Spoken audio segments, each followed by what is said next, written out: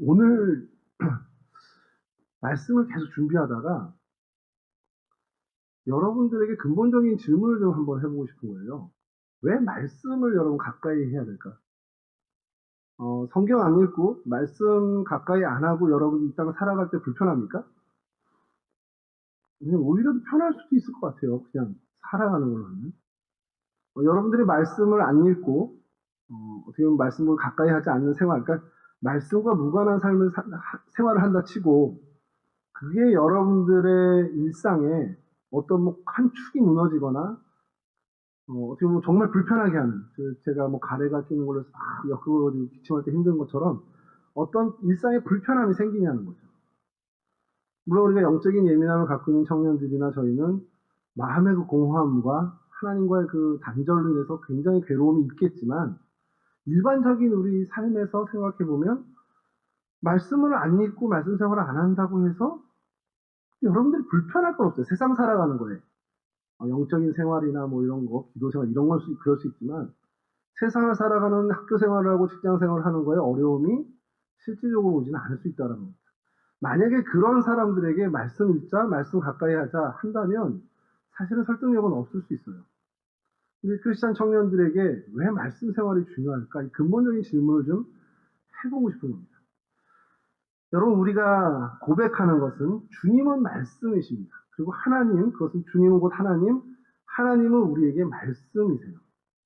여러분, 하나님을 어떻게 알고 하나님을 어떻게 접하겠습니까? 하나님을 어떻게 만나고 하나님을 어떻게 알아가요? 여러분들이 할 수 있는 방법. 우리 인간의 편에서 하나님을 알아가고 하나님을 만날 수 있는 유일한 방법은 말씀밖에 없다라는 겁니다.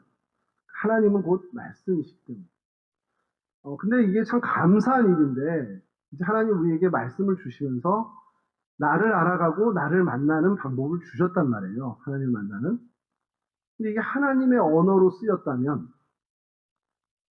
저나 여러분 절대 죽었다 깨어나도 하나님을 만날 수도 조금도 알아갈 수가 없습니다. 정말 하나님이 우리 인간을 사랑하셔서 당신을 보여주시고 당신을 만나게 하시는 길을 열어주시고 당신을 경험하게 하기 위해서 우리의 수준으로 낮춰주셔서 우리가 이해할 수 있는 우리의 언어, 우리의 경험 한계치 안에서 당신을 드러내 주셨어요. 이게 계시고 그 절정은 예수 그리스도입니다. 아니, 하나님이 인간이 되셨다는 거예요. 이건 사람이 개가 된 것보다 더 큰 일입니다. 그렇게 낮추셔서 우리에게 당신을 보여주신 걸 우리 신학적인 용어로 계시라고 해요. 그래서 말씀은 사실 하나님을 알아가는 계시입니다. 자, 그러면 여러분 하나님을 만나고 하나님을 어떻게 경험하고 하나님을 알아갈 수 있는 유일한 길이 말씀인데 말씀 생활을 한다라는 것, 말씀을 가까이 한다라는 것, 결국 바꿔 얘기하면 하나님을 알아가고 하나님을 경험해가고 우리 잘 쓰는 표현으로 하나님과 동행해 가는 삶을 산다라는 거예요. 자, 이게 왜 우리의 삶에 그렇게 중요한 일인가를 좀 오늘 얘기해 보려고 해요. 하나님이랑 동행하는 거 뭐 좋은데 동행하지 않아도 뭐 크게 불이익이 있나? 그냥 적당히 하나님 구원받을 정도만 가까이 하고 세상을 그냥 내 마음대로 살아도 되지 않나라는 생각하는 실질적인 크리스찬들이 제 주변에 많이 있습니다. 여러분들은 아니겠지만. 자, 이 사람의 언어로 하나님이 이제 우리에게 계시해 주셨는데, 그러다 보니까 이 인간의 언어는 한계가 있습니다. 그러니까 하나님을 다 담아내지 못하는 거예요. 예를 들어서요, 우리 청년들이 있고, 중고등부가 있고, 우리 유초등부가 있고, 유치부가 있습니다. 언어의 수준이 다르죠. 사용하는 언어도, 어휘도 좀 차이가 많이 날 거고요. 제가 우리 청년부 회장님께 우리 교회에 대해서 네가 알고 있는 역사라든지 우리 교회의 어떤 특징들을 좀 얘기해봐라. 글을 써봐라. 그 글과 그 언어와 우리 저 유초등부 가서 1학년 대표 해가지고 누구를 지목해서 또 우리 교회에 대해서 네가 아는 대로 한번 좀 적어봐라 하면 똑같은 그러니까 알미라고 하면 똑같은 정보를 갖고 있다라고 해도 표현해내는 그 담아내는 언어에 차이가 있습니다. 이해되죠? 여기까지는. 그게 무슨 학년 차이뿐만 아니라 우리 청년 안에서도 만약에 같은 동기들 중에도 이 사람 언어와 저 사람 언어로 담아내는 건 차이가 날 수밖에 없어요. 사람의 언어가 이렇게 한계가 있다는 겁니다. 자, 이 얘기를 왜 하냐면 성경은 제일 최근에 써진 게 거의 2000년 전이에요. 그때의 언어와 그때의 표현과 그때의 문화 안에 최정점이라 할지라도 그 수준이라는 거고, 이게 뭐 수준이 높다 낮다가 아니라 오늘의 문화와 오늘의 생활을 담아내지 못한 한계가 있다라는 겁니다. 그럼 2022년에 우리가 성경을 읽을 땐 그 모든 것을 감안해야 된다는 거예요. 아, 성경이 쓰일 때 이 성경 기자가 어떤 사람이었고 그 사람이 어떤 문화에 있었고 어떤 한계치를 갖고 있었던 사람이라 이 사건과 이 내용을 이렇게 기록했구나라는 것을 우리가 이해하지 않으면 정확한 그 말씀의 의도를 찾아내지 못하게 됩니다. 이건 지금 현재는 말씀 가까이 가는 그 방법을 얘기하는 건데, 자, 그래서 성경 안에 한계가 있는 인간이다 보니까 이 표현이 도대체 어떤 표현을 쓴 건지 우리가 규명을 할 필요가 있어요. 예를 들어서요, 이사야 66장 1절, 이재철 목사님 책에 나오는 되게 좋은 예라 좀 말씀을 드리는데, 이사야 66장 1절에 이렇게 말씀이 있습니다. 하늘은 나의 보좌요, 땅은 나의 발등상이라. 이거 잘 쓰지도 않는 표현이죠. 보좌라는 거 여러분 일상생활에 교회를 제외하고 어디서 들어보겠습니까? 발등상이라는 건 들어본 적 있으세요? 교회에서도 잘 안 쓰는 표현이잖아요. 자, 여러분 이게 뭐냐면 옛날 임금이 앉던 그 자리가 그 의자를 보좌라고 하고 그의 발을 얹어놓은 것을 발등상이라고 했어요. 그러니까 당시 왕정이나 왕궁을 경험했던 사람들은 보좌야 발등상이야 그럼 대본에 이해가 됩니다. 그러니까 이사야도 그 단어를 써서 하나님을 표현하는데 하늘이 하나님의 보좌예요. 하늘이 하나님의 의자야. 그리고 이 땅, 지구는 하나님이 발 얹어 놓는 발등상입니다. 이걸 어떻게 해석해야 됩니까? 하나님이 그렇게 크셔? 지구 위에 발을 이렇게 두 발을 얹고 하셔야 되나? 물론 크신 하나님이지만 이 표현을 문자 그대로 읽는 사람은 없어요. 있겠지. 딱한 사람들이 있겠죠. 근데 이것은 거의 비유에 가까운, 그러니까 비유법을 사용한 것이기 때문에 문자대로 해석하는 게 아니라, 그만큼 하나님은 크신 하나님으로 우리를 발 아래 둘 정도로 그렇게 높으신 하나님. 그러니까 이거를 좀 정확하게 좀 잘 해석해낸 게 시편 99편에 이렇게 표현합니다. 너희는 여호와 우리 하나님을 높여 그 발등상 앞에서 경배할지어다. 여호와는 거룩하시도다. 이 시편 기자가 그 이야기에 대해서 정말 잘 해석을 한 게, 이 땅이 하나님의 발등상이야. 그만큼 존귀하시고 그만큼 높으신 분이니까 우리는 그의 발등상, 이 땅에서 그만큼 존귀하신 하나님께 엎드려 경배하는 게 마땅하다라는 것을 해석해내는 겁니다. 이게 맞는 표현이죠. 지금 이거 문자 그대로 해석해서 야, 하나님 발등상 어디인지 한번 찾아보자. 아마존에 있을까? 아프리카에 있을까? 그리고 돌아다닌다면 진짜 딱한 사람이 되잖아요. 그러니까 문자 그대로 해석하지 않는 것. 비유를 사용했다면 그 비유가 뭘 의미하는지, 뭘 강조하기 위해서 저런 비유를 썼는지에 대해서 우리가 공부할 필요가 있다는 겁니다. 하나님 말씀을 접할 때 그냥 무작정 읽어가는 거, 물론 일독을 하겠다 해서 쭉 읽어가는 것도 의미 있지만 읽어가면서 이런 표현들에 대해서 한 번쯤은 우리가 정말 이건 뭘 표현하려고 하는 거지라는 생각을 해야 한다는 거예요. 그래야 그 성경 기자, 하나님이 그 말씀을 통해서 우리에게 어떤 말씀을 하시려고 하는지를 우리가 캐치해낼 수 있다는 겁니다. 그러니까 낮고 낮은 마음으로 겸손하게 하나님을 섬겨야 된다는 의미로 이 이사야서에서 비유로 쓴 표현이라는 겁니다. 자, 그리고 나서 여러분 또 문자적으로 해석하면 좀 곤란한 구절을 하나 소개하면 마태복음 10장 34절에 36절인데 들어주세요. 주님이 직접 하시는 말씀입니다. 내가 세상에 화평을 주러 온 줄로 생각하지 말라. 화평이 아니요 검을 주러 왔노라. 내가 온 것은 사람이 그 아비와 딸이 어미와 며느리가 시어미와 불화하게 하려 하니 사람의 원수가 자기 집안 식구니라. 주님이 말씀하신 것보다 네 식구가 네 원수야 이렇게 얘기하신 거예요. 이 표현이 주석에도 되게 힘들고요. 예전에 어렸을 때부터 들어왔던 설교 중에서 참 어려웠던 구절 중에 하나입니다. 왜냐하면 이걸 정말 문자적으로 해석해서 그냥 문자 그대로 설교하시는 분들도 수없이 많았어요.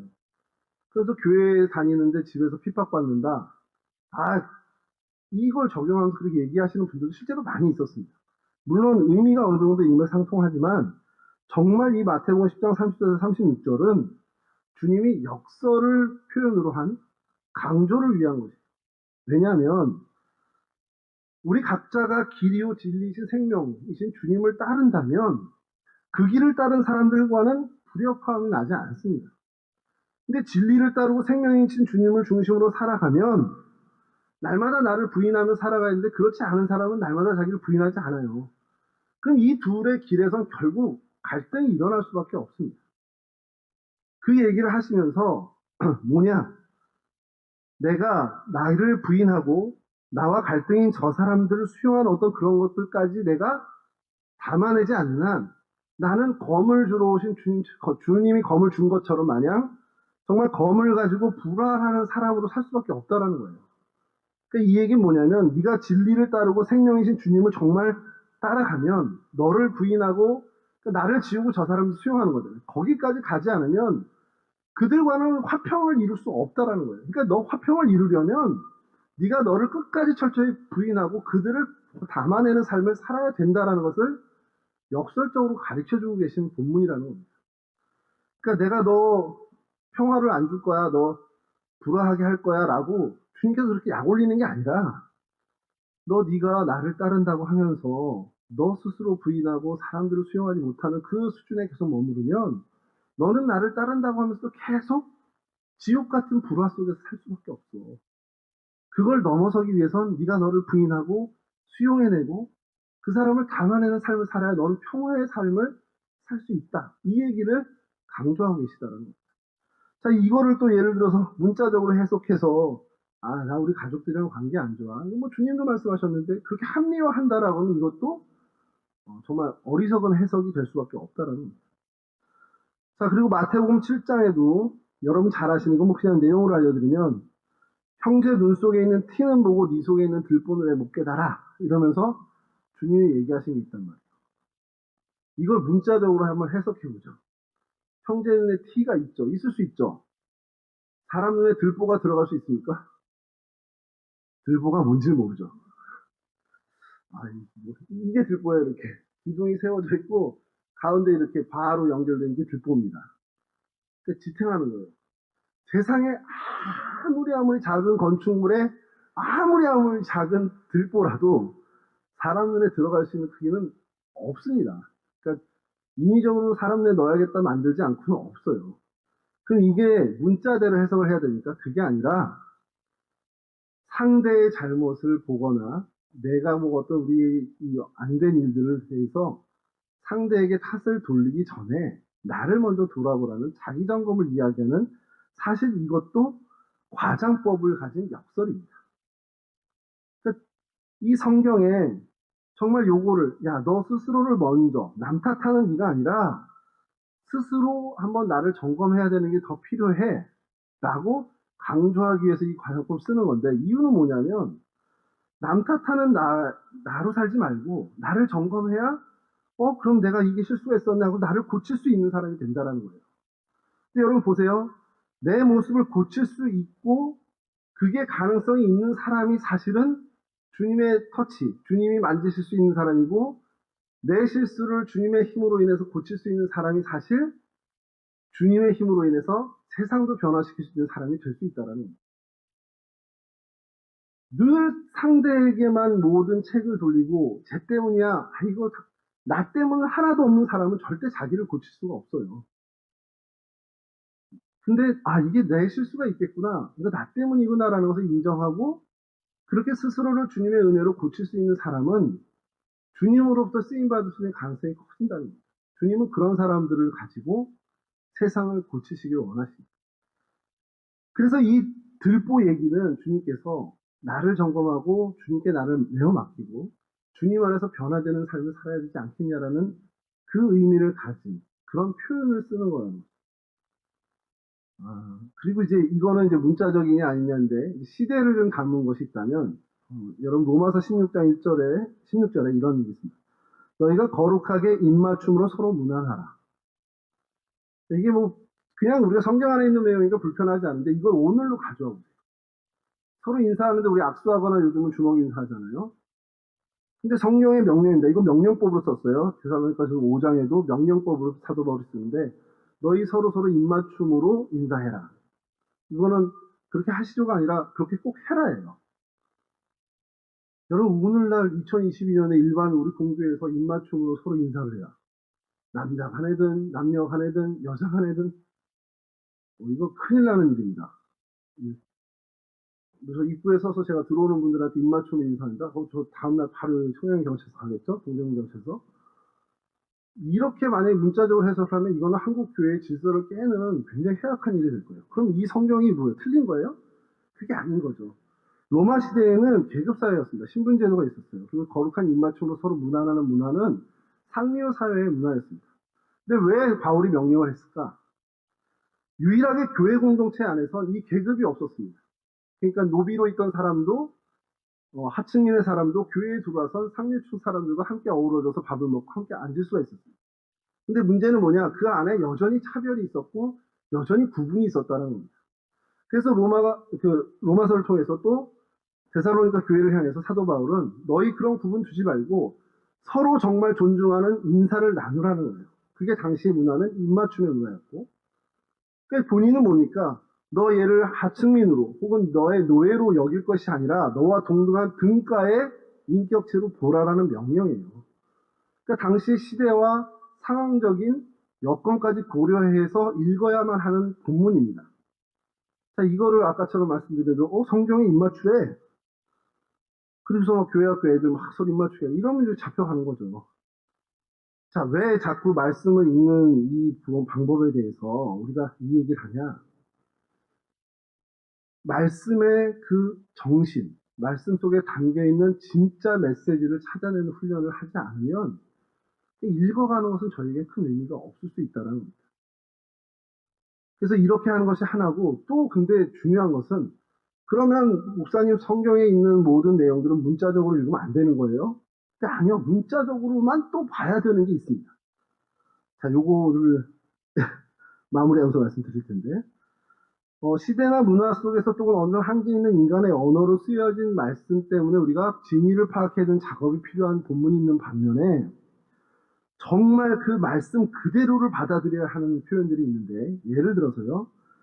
태초에 하나님이 천지를 창조하시니라. 이건 비유도 아닙니다. 과장도 아니고 역설도 아니에요. 정말 팩트입니다. 그냥 문자 그대로 천지는 하나님이 창조하신 거예요.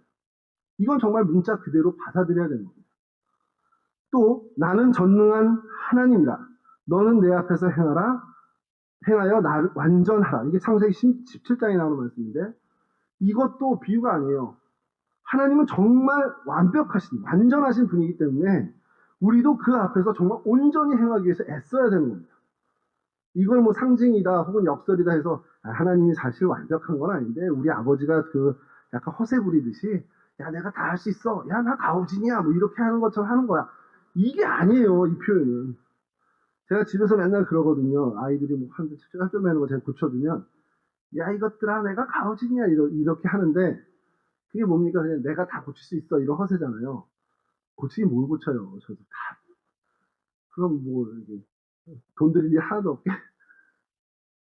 자, 하나님이 그렇게 표현하신 게 아닙니다. 하나님은 정말 전능하시고 완전하신 분이에요. 이거는 성경의 문자 그대로 받아들여야 하는 표현이에요.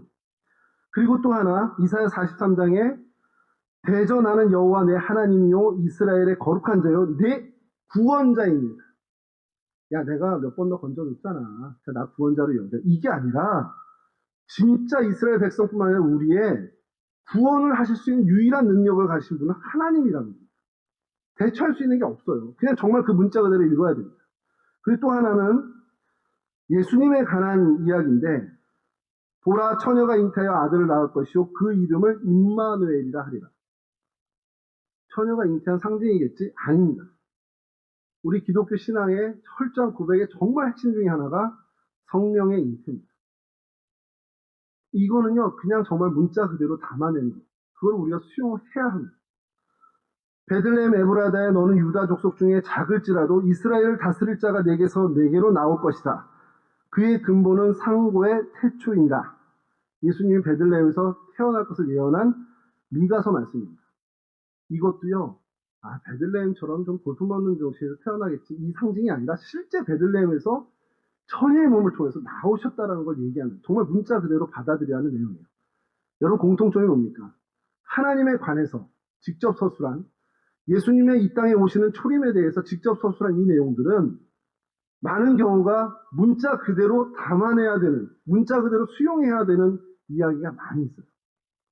왜 이 얘기를 하냐면, 시대적인 배경, 또 상황적인 것들, 문화, 이런 걸 고려해야 하는 부분도 있고, 인간이 가진 언어의 비유라든지 과장이라든지 역설을 담아내서 표현하는 것들도 있지만, 이처럼 하나님에 대해서, 예수님에 대해서 정말 인간이 가질 수 있는, 할 수 있는 최대한의 표현을 가지고 하나님을 묘사해낸 것들은 상징이나 비유나 과장이 아닙니다. 그건 정말 하나님을 실제로 하나님 우리에게 알려주신 거죠.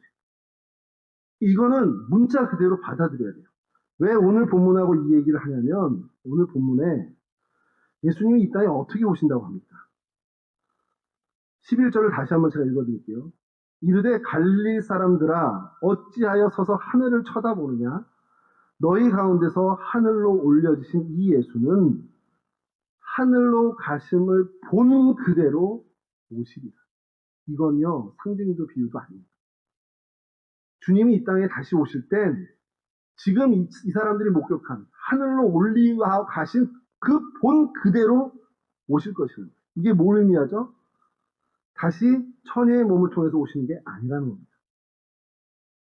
여러분, 이게 왜 우리가 좀 깊이 생각해야 되냐면, 아까 말씀드린 예수님께서 초림하실 때, 예수님께서 다시 처음에 이 땅에 오실 때 당시의 성경학자들이 몰랐을까요? 예수님이 베들레헴의 그 작은 땅에 오신다는 걸 몰랐을까? 알았습니다. 당시의 성경학자들은 이사야서 말씀을 통해 보라 처녀가 잉태하여 아들을 낳을 것이어도 알았고요. 베들레헴 에브라다에 너는 유다족 속에 가장 작을지라도 그 속에서 너희를 다스릴 자가 나올 거다라는 것도 알았습니다. 근데 그들이 왜 오신 예수님을 박해하고 부인했을까? 내 생각에 갇혀 있는 거예요. 하나님 말씀대로가 아니라, 에이, 설마 무슨 상징이겠지. 무슨 처녀 속에서 나오겠어. 아니, 상징이겠지. 그런 작은 동네, 무슨 그 하층 그런 동네에서 예수님 나오겠어. 이 생각에 사로잡혀서 하나님이 말씀하신 거 그냥 부인하고 사는 겁니다. 애써서. 그래서 메시아를 가장 기다리는 민족이었는데 메시아를 부인한, 가장 핍박하고 죽이기까지 한 민족이 돼버렸어요. 그리스도를 그렇게 열망했음에도 불구하고, 정말 어느 민족보다 그리스도를 열망했음에도 그리스도를 가장 부정해버리는 민족이 돼버린 겁니다. 여러분, 그러면 오늘 우리가 왜 이 본문을 가지고 이렇게 얘기를 해야 되냐? 올라가신 그대로 오신다. 여인의 몸, 즉 인간의 몸을 통해서 오시지 않는다는 것. 그러니까 여러분, 이걸 얘기하면 이때까지 우리가 인류 역사에 자칭 예수 그리스도다, 자칭 메시아다라고 했던 사람은 다 아닌 게 확실하죠. 그 사람들 엄마 없이 나온 사람 한 명도 없거든요. 그러니까 여러분, 어디서 누군가가 저 사람이 메시아래, 안상홍이 대표적이긴 한데 다시 오신 재림한 예수래. 엄마 있어요? 있다면 다 거짓말이에요. 엄마 없이 온 사람. 그리고 또 하나는 하늘로 올라가신 본 그대로. 이게 어떻게, 지구 반대편 어떻게 돼요? 그건 모르지만 여러분들과 저의 눈에 하늘로 올라가신 본 그대로 오시는 분만이 예수 그리스도라는 거예요. 이거는 상징도 비유도 아닌 정말 그대로 우리가 그렇게 인지하게 되는 사건이 된다는 거예요. 근데 여러분, 이 말씀을, 그럼 목사님 앞으로 이단에 빠지지 말라고 오늘 설교를 하나 보다, 이렇게 생각하시는데, 그 얘기가 아니고, 이분들이 뭘 어떻게 했냐면, 오늘 우리가 읽지는 않았지만, 이 다음에 본문이 어떻게 해요? 하늘로 올라가신 그 본 그대로 올 거야 라는 이 메시지를 듣고 제자들이 어떻게 했냐? 기다리고 있어야 되는 게 맞죠. 만약에 하늘로 올라가신 그 예수님이라면, 그럼 곧 오시겠네 하고서 기다려야 되는데, 그들은 그러지 않았어요. 제자들이 감람원이라 하는 산으로부터 예루살렘에 돌아온. 자, 예수님께서 하늘로 올라가신 그 장면을 목격한 이들. 그래서 하늘을 우러러 주님을 소망하고 주님을 바라본 이 사람들의 선택은 자신의 삶의 현장인 예루살렘으로 돌아가는 거였습니다. 왜 그랬을까요? 정확히 하나님의 뜻을 알았고, 주님이 올라가신 이유를 알았거든. 여러분, 주님이 왜 올라가셨죠? 그걸 왜 나한테 보여주셨죠? 여러분, 말씀을 읽었는데 말씀 속에서 은혜를 받았어요. 왜 나한테 은혜를 주셨을까? 내가 아까 말씀드린 목사님이랑 뭐 얘기한 것처럼 뭐 비유를 섞은 뭐 상황, 문화 다 이해해서 정말 말씀을 가까이에서 하나님을 경험하고 하나님을 알아가고 하나님을 정말 체험하는 걸로, 하나님을 알고 하나님을 만나는 걸로 내가 은혜를 받았다면 왜? 왜 나한테 이 은혜를 주셨지? 생각을 해야 된다. 이 제자들이 그곳에서 올라가신 예수님을 본 목격한 이유가 뭘까? 그들은 알았어요. 왜 우리한테 보여주셨지? 뭡니까? 증인이 되라. 야, 예수님 어디 갔냐? 내 눈으로 봤어. 올라가셨어. 그분만이 우리에게 일한 구원자야. 그분이 정말 메시아야. 그분이 그리스도야. 라는 증인으로 살기 위해 그들은 자신의 삶을 내고 돌아왔어요. 왜냐하면 주님의 의도가 명확하게 너희는 증인으로 살라. 여러분들을 태어날 때부터 이 믿는 가정에서 태어나게 하시기도 하고 또 어떤 연유인지 모르지만 예수를 알게 하고 교회 오게 하고 교회 안에서 말씀을 듣게 하고 어쨌든 예수님이라는 존재를 알게 하셨고 말씀으로 인해서 어떻게 보면 여러분들이 깨닫거나 감동을 받게 된다면 이유는 뭡니까? 그 말씀대로 살아가는 증인이 되라는 거예요. 가서 길에 서서 예수 천국 불신교 이거 하라는 것도 뭐 해도 좋지만 그거가 아니라 너 말씀의 은혜가 입었어? 너 말씀으로 하나님 경험했어? 그럼 그 말씀대로 살아야지. 그게 증인이야. 이 얘기를 하시는 거예요. 제가 여러분들과 욕심일 수 있는데 그게 목적이긴 해요. 우리가 정말 말씀의 삶을 살면서 말씀의 정신으로 살아가는 젊은 크리스찬으로 정말 진정한 의미에서 증인으로 살자라는 게 목표인데 한 주간 이 설교를 준비해서 뭘 생각했냐면 그러려면 말씀을 알아야 되잖아. 어떻게 그냥 성경 읽어요. 이것 좀 읽어주세요 하면 읽으면서 여러분들 중에 하나님 발등상에 아프리카 어디 있대. 나이지리아 가보자. 이럴 수도 있는 거고 야 들보가 들어가나 한번 네 눈에 넣어보자. 물론 이제 그런 애는 없겠지만 그게 아니라 이 말씀은 비유야. 이 말씀은 상징이야. 이 말씀은 역설이야. 이 말씀은 문자 그대로 우리가 받아들여야 되라는 그런 해석의 작업들이 우리 안에 있어야 된다는 거예요. 청년들끼리 할 수도 있겠죠. 하나님 은혜 주시고 좋은 리더를 허락해 주시고 근데 하나님 나에게 일을 맡기신 건 아닐까? 우리 부장님께 일을 맡기신 건 아닐까? 그 고민이 한 주간 동안 계속 있었어요. 격리하면서 별 생각 다 했죠. 여러분들에게 어떻게 말씀이 접해져야 되고 말씀이 들어가야 되고 말씀 생활을 해야 하게 할까? 계속 머리를 쓰는데 마지막에 그냥 나온 거는 하나님 도와주세요. 이거에 아무 능력이 없는 사람입니다. 나는 인원 늘리는 재주도 없고 은사도 없고 하나님 청년부를 막 활성화시킨 어떤 하나님의 업적 은사 하나 주신 게 없으니까 하나님이 해주세요. 그냥 그저 하나님 그들에게 말씀을 전할 때 말씀을 좀 더 접촉시켜 주실 때 제가 좀 필요하다면 저를 좀 사용해 주십시오 정도였어요. 여러분 말씀에 대해서 좀 집착했으면 좋겠습니다. 우리 동성계 청년 딴 건 모르겠는데 야 그 교회 뭐 찬양의 은혜로 와. 야 그 교회 뭐 청년들이 잘생겼어. 그 교회 야 정말 예쁜 자매들 많아. 다 필요 없습니다. 없다는 게 아니라 그게 중요한 게 아니라고. 야 동성계 청년부 야 걔네들 말씀 정말 정말 가까이 해. 정말 말씀 생활에 목숨 걸었어. 제가 여러분 잘 아시는 동대문지방의 목사님이 얼마 전에 책을 내셨는데 그 책이 나오기 전 몇 년 전부터 계속 그 책 내용을 저한테 얘기를 하시는 거죠. 제가 너무 공감을 한 거예요. 똑같은 고민이니까. 저도 그래요, 저도. 어릴 때부터 제가 얼마나 많은 부흥회를 경험했겠습니까? 얼마나 많은 수련회와 얼마나 많은 뜨거운 은혜를 받았겠어요. 여러분들 받아봤잖아요. 어디서든 뭐 방언도 터지고 막 이렇게. 근데 왜 안 변하지? 왜 그때만이지? 아니, 제가 중학교 2학년 때 결단한 걸로 하면 전 벌써 세상을 뒤집어 놨어야 돼요. 근데 안 그래. 왜 그러지? 근데 그 목사님 똑같은 고민을 하시면서 해답을 찾으셨다. 은혜 받는 건 사건이죠. 그건 있어야 돼요, 우리가. 날마다 보고 듣고 경험하는 것이 세상이니까 매일매일 살아가는 게 세상이니까 말씀의 은혜로 계속 우리가 붙잡지 않으면 그냥 세상 거를 따라가고 보고 들은 대로 사는 거예요. 이영표 선수가 지은 책이 있잖아요. 생각이 내가 된다. 정말 맞는 말이거든요. 내가 매일 보고 매일 경험하고 매일 누비는 그 세상에서 살다 보니까 나의 생각도 그렇게 되고 그게 내가 되는 거예요. 그럼 방법은 뭡니까? 세상에 접하는 뭐 시간적인 양이 아니고 질적으로 세상에 내가 신경 쓰는 것 이상으로 하나님 말씀을 가까이 하고 하나님 말씀을 보고 듣고 경험하고 체험하는 일이 매일매일 일어나야 된다는 거예요. 그래야 내가 세상을 닮아가지 않는 하나님의 사람, 말씀의 사람으로 살아갈 수 있다는 거예요. 저는 그런 면에서 보호받은 사람이에요. 그런 면에서 억지로라도 말씀 준비 때문에 여러분 성경 준비 때문에 어쩔 수 없이 매일매일 모니터에다 생명의 3 플러스 펴놓고 계속 읽어야 되잖아. 시간적으로 뭐 양으로 치면 세상 사는 게 저도 많지만 어쨌든 집중과 어쨌든 간에 그 질적인 시간은 할애를 해야 설교를 하니까. 그런 면에서 전 보호받은 사람인데 여러분들이 그러냐는 거예요. 할 게 많잖아요. 시험 준비도 해야 되고 학교 와서 애들이랑 놀아야 되고 인간관계 잘해야 또 코로나도 걸린다 그러는데 사람도 만나야 되고. 근데 여러분 단 하루에 10분, 5분, 30분 뭐 얼마가 좋습니다만 응축된 여러분들의 전심을 다해 하나님을 만나는 시간을 확보하시기 바랍니다. 그게 정말 중요합니다.